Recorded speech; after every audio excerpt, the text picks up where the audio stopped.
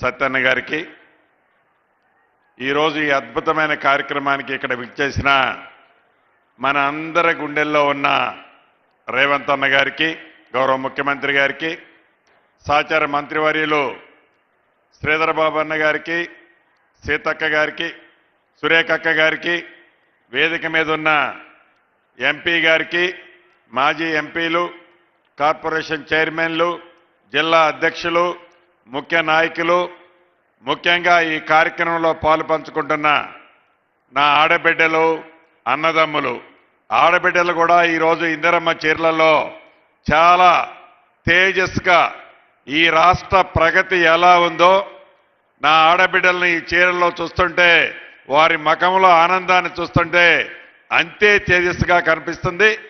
నా తోబుట్టువుల ఆడబిడ్డలందరికీ, మీడియా మిత్రులకు కూడా పేరు పేరున హృదయపూర్వక నమస్కారం. మీ దీవెనలతో వచ్చిన ఈ ప్రభుత్వం ఈ మధ్యనే 2 సంవత్సరాలు పూర్తి చేసుకున్నాం. అనేక సంక్షేమ కార్యక్రమాలు, పేదవాడికి అండదండలుగా ఉంటారని చెప్పిన దాంట్లో ఇందాక మిత్రులు చెప్పినట్లు అనేక సంక్షేమ కార్యక్రమాలు పేదవాడికి పూర్తి భద్రత, భరోసా కల్పించే విధంగా ఈ ప్రజా ప్రభుత్వం గౌరవ ముఖ్యమంత్రి రేవంత్ రెడ్డి గారి నాయకత్వంలో నిరంతరము తపిస్తూ శ్రమిస్తూ పేదవాళ్ల శ్రేయసే ఈ ప్రభుత్వం యొక్క ముఖ్య ఉద్దేశంలా పనిచేస్తుంది. మీరు చూస్తూనే ఉన్నారు. దాంట్లో భాగమే సన్న బియ్యం కానీ, రేషన్ కార్డులు కానీ, 200 యూనిట్ల ఉచిత విద్యుత్ కానీ, ఇలా చెప్పుకుంటూ పోతే అనేక సంక్షేమ కార్యక్రమాలు పేదవాళ్ళకి ఇచ్చాం. ప్రధానంగా ఇందిరమ్మ ఇళ్ళు ఆనాటి 10 సంవత్సరాల పాలనలో పేదవాడి కలని కలలానే ఆనాటి దొరవారు ఉంచితే, ఈ ప్రజా ప్రభుత్వం పేదవాడికి ఆత్మగౌరవానికి చిహ్నంగా ఉండే ఇందిరమ్మ ఇళ్ళు రాష్ట్ర వ్యాప్తంగా మొదటి విడత 4.5 లక్షల ఇళ్ళు ఇచ్చాం.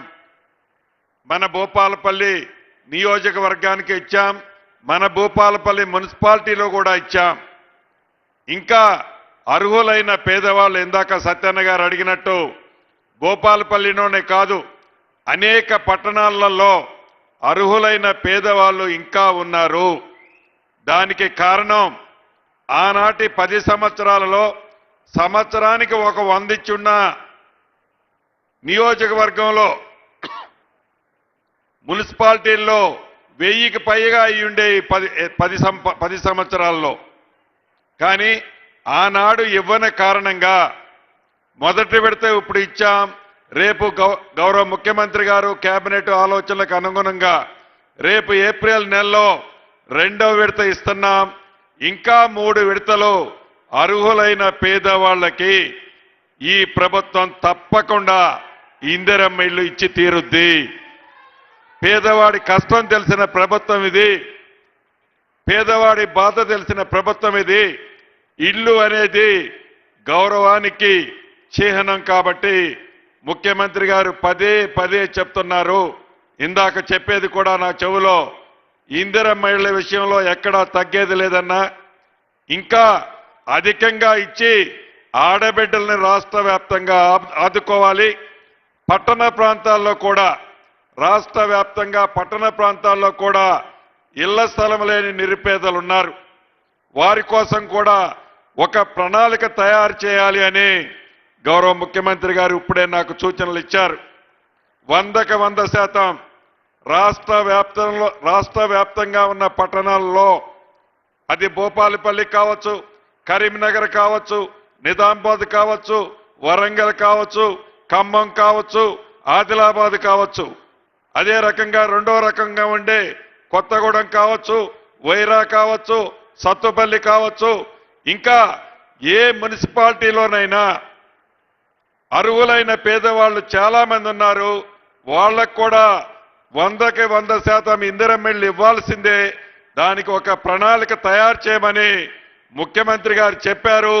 ఇచ్చిన ప్రతి మాటని నెరవేర్చే ఈ ప్రభుత్వం ప్రతి పేదవాడికి, గ్రామీణ ప్రాంతంలో ఉన్న పేదవాడితో పాటు పట్టణ ప్రాంతంలో నివసించే పేదవాడికి కూడా ఈ ప్రభుత్వం పూర్తి భద్రతతో పాటు ఇందిరమ్మ ఇళ్ళు ఇచ్చి తీరుద్దని కూడా ఈ వేదిక ద్వారా మీకు తెలియజేస్తున్నాను.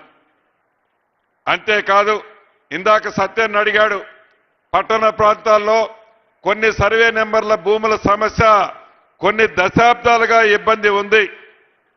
అది భూపాలపల్లి కావచ్చు, పాలవంచ కావచ్చు, నిజామాబాద్ కావచ్చు, కరీంనగర్ కావచ్చు, ఇలా ప్రతి పట్టణాల్లో వందలాది ఎకరాలకు సంబంధించిన సర్వే నెంబర్లలో భూములున్నాయి. వాటికి సరైన డాక్యుమెంట్ లేని కారణంగా అక్కడ నివసించే నిరుపేదలు, భూములు కొద్దిగా ఉన్న ఆసాములు ఏదైనా పెళ్లి చేసుకోవాలన్నా, బిడ్డకి పెళ్లి చేయాలన్నా, కొడుకుకి చదివించాలన్నా బ్యాంకులో లోను పెట్టాలి అంటే ఆ బ్యాంకులో లోను పెట్టే విధంగా ఆ పత్రాలు లేని కారణంగా ఆ భూములున్న ఆసాములు ఇబ్బంది పడుతున్నారు. తప్పకుండా ఈ మధ్యనే లైసెన్స్డ్ సర్వేలను ఏర్పాటు చేశాం. కొత్త భూభారతి చట్టాన్ని తెచ్చుకున్నాం.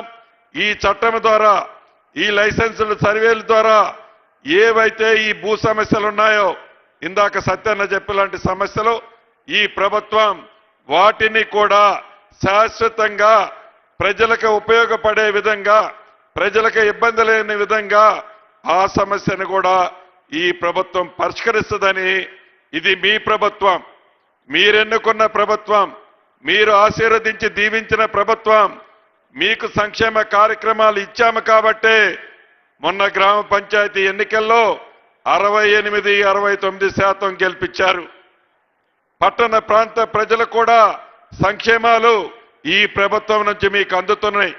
మీ చల్లని దీవెనలు, నిండు మనసు ఆశీర్వాదం ఈ ప్రభుత్వం మీద ఎప్పుడూ ఉండాలని మనస్ఫూర్తిగా మీ అందరినీ కోరుతూ మీ అందరి దగ్గర సెలవు తీసుకుంటున్నాను.